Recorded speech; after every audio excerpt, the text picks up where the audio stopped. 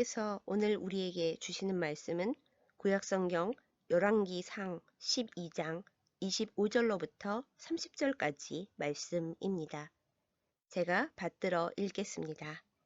여로보암이 에브라임 산지에 세겜을 건축하고 거기서 살며 또 거기서 나가서 분으엘을 건축하고 그의 마음에 스스로 이르기를 나라가 이제 다윗의 집으로 돌아가리로다.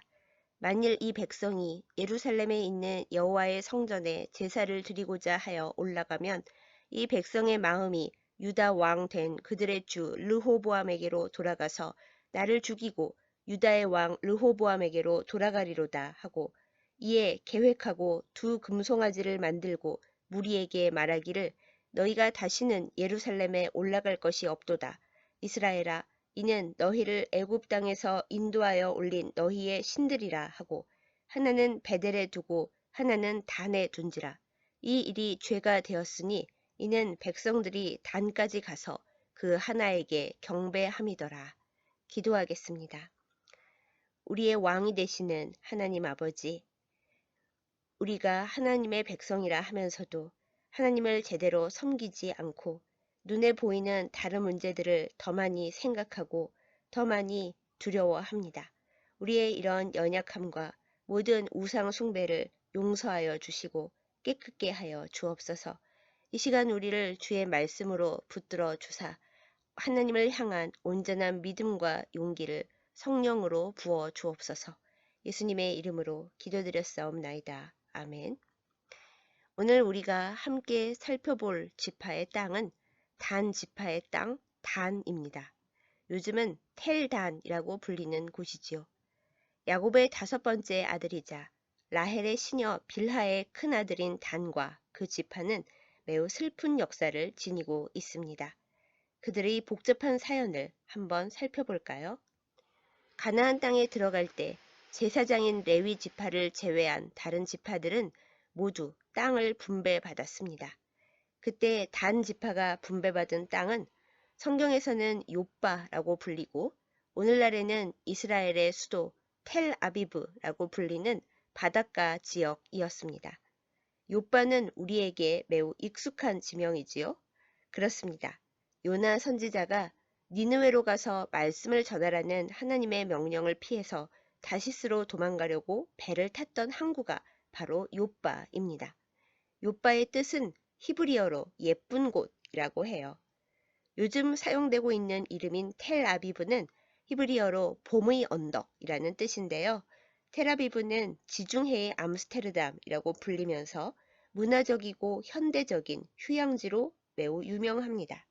1948년에 이스라엘 공화국이 이곳에서 독립선언문을 낭독하고 독립을 선포했습니다. 바로 이 지역이 본래 단 지파가 머물렀어야 할 땅이었습니다. 그런데 이렇게 좋은 땅이다 보니 이곳을 차지하려는 전쟁이 끊이질 않았습니다. 특히 멀리 바다 건너에서 들어온 블레셋 민족이 바로 여기에 자리를 잡고 단 지파와 끊임없이 싸웠습니다. 그리고 결국 단 지파는 이 지역을 지키지 못하고 다른 곳을 찾아 떠나게 됩니다. 사사기에 단 지파의 이런 방랑과 다른 지역을 약탈하는 내용이 나옵니다. 결국 단 지파는 유일하게 어머니가 같은 형제인 납달리 지파가 분배받은 북쪽 지역으로 이동하게 되는데요. 그곳에 살던 순진한 원주민들을 몰아내고 그곳을 단이라고 이름을 바꾸고 거기 머물게 됩니다. 이 지역은 이스라엘의 가장 북쪽 끝입니다. 참고로 시므온 지파의 땅 부엘세바가 남쪽 끝이에요. 그래서 성경에 자주 나오는 표현 단에서 부엘세바까지는 이스라엘 전 지역을 일컫는 말입니다. 우리나라 전 지역을 일컫는 표현으로 사용되는 할라에서 백두까지와 같은 의미인 것입니다. 자, 그럼 이제 단 지파가 이주해서 살아간 지역 텔단에 대해서 알아보겠습니다. 단 지파는 휴양지와 인연이 깊은 지파인가 봅니다. 그들이 이주해서 살던 텔단은 물이 귀한 팔레스타인 지역에서는 특이하게 물이 매우 풍부한 산지이거든요. 여기서 시작된 물줄기가 요단강으로 흘러들어가는 최초의 물 근원입니다. 헤르몬 산에서 눈이 녹아 흘러내리는 물은 근동 지역 최대의 수원지를 형성하는데 현재 이스라엘의 수돗물 대부분이 이곳에서 공급될 정도이니 대단하지요. 그러나 적을 피해 이주한 것이 무색하게도 단 지역은 이스라엘의 북쪽 경계선에 위치하고 있어서 주변이 온통 다양한 적들로 둘러싸여 있었습니다. 이렇게 물이 풍부한 지역이니 모두 탐낼만 하겠죠. 게다가 군사 요충지이자 교통 요충지이기도 했으니 말해 무엇하겠습니까? 아름답고 환경이 좋은 지역이다 보니 예수님 시대에 이 지역을 통치한 헤롯 왕이 가이사랴 빌립보 도시를 건축하고 여기 머물렀고 바로 이 가이사랴 빌립보에서 베드로의 신앙 고백이 이루어지기도 했습니다. 이제부터 정말 중요한 내용인데요. 단지파가 일찍 멸망하게 된 이유는 단이 살기 좋고 탐나는 지역이기 때문이기도 했지만 사실 신앙적인 그리고 영적인 문제가 제일 컸습니다.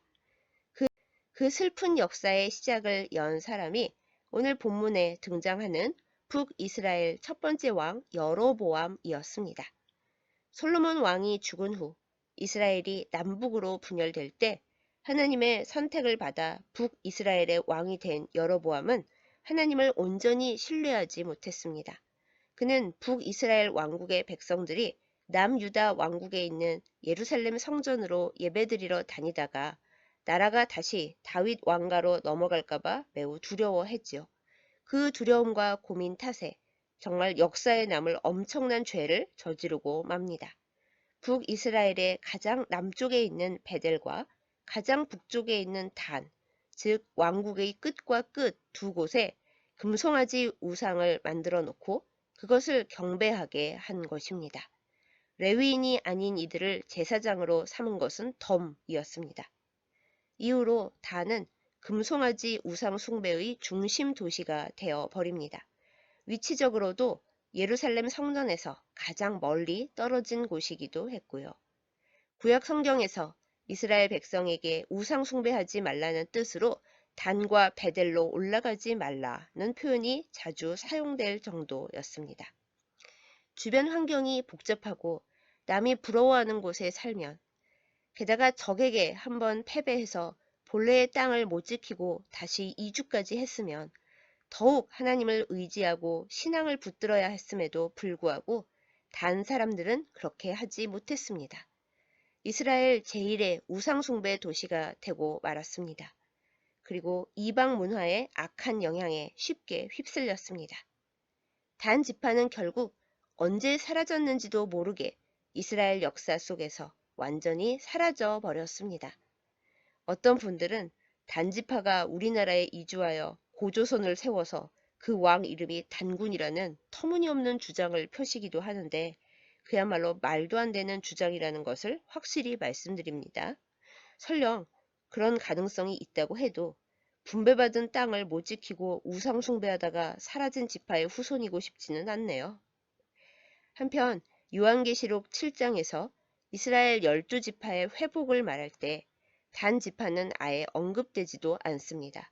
대신 그 자리를 레위 지파가 채웁니다.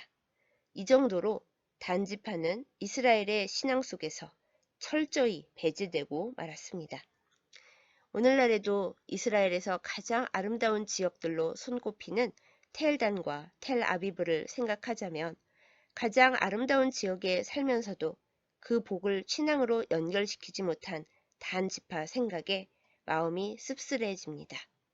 하나님 아닌 그 무엇, 신앙이 아닌 다른 것이 좋아 보인다고 그것들을 쫓아가면 처음엔 잘 되는 것 같지만 결국 멸망길로 갑니다. 이 아픈 진실을 단 지파의 땅은 확실히 보여줍니다. 단 지파는 혼돈과 복잡함 속에 있을수록 더욱 중심을 잘 잡았어야 했습니다. 그런데 그렇게 하지 못한 그들의 우상 숭배의 결국은 역사 속에서 그리고 구원의 역사 속에서조차 흔적도 없이 사라지는 것이었습니다.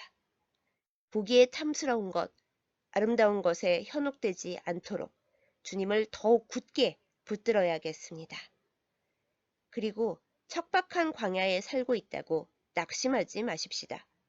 우상 숭배와 불신앙은 대부분 풍요롭고 아름다운 곳에서 창궐했습니다. 우리를 들에 두심은 우리를 하나님 곁으로 가까이 부르시는 은혜입니다. 이 믿음 가운데 낙심하지 말고 주님을 찾으십시다. 세상의 복만을 원하다 멸망하지 말고 진정한 복을 사모하고 덤으로 세상에서의 넉넉함도 선물로 누리는 우리 모두이기를 예수님의 이름으로 축복합니다. 기도하겠습니다. 사랑하는 하나님 아버지, 오늘 우리가 이스라엘 5번째 지파인 단 지파의 땅, 단에 대해 함께 알아보았습니다. 이 세상에 좋아 보이는 것들, 쉽게 편하게 살 수 있을 것 같아 보이는 일에 우리의 마음과 생각을 빼앗기지 않도록 도와주시옵소서. 하나님께서 우리를 심으신 자리가 어렵고 힘들다 하더라도 도망치지 않게 하옵소서. 힘겨울수록 더욱 주님을 의지하게 하시고 그리하여 주님께서 주시는 거룩한 승리를 얻도록 우리를 인도하여 주옵소서. 하나님 아버지, 우상 숭배의 결국이 멸망뿐임을 잊지 않게 하여 주시옵소서. 하나님보다 더 사랑하고 더 섬기는 것을 모두 깨달아 내어버리고 오직 주님께 속한 생명만을 사모하게 하여 주옵소서. 하늘의 복을 먼저 사모하고 구함으로 인해 땅에서 살아갈 때 필요한 은혜도 누리게 하여 주시옵소서. 무엇보다 하나님 아버지, 우리의 이름을 생명책에서 지우지 마시고 단 지파처럼 주님의 역사에서 사라지는 어리석은 자리에 있게 하지 마시고 우리의 모든 일들을 깨달아 주님께 회개해야 할 문제 회개하도록 은혜를 주시며 온전해야 할 문제를 온전하도록 붙들어 주시옵소서. 하나님의 땅에서 주님을 기뻐하며 주님과 함께 사는 영원한 복을 우리에게 허락하여 주옵소서.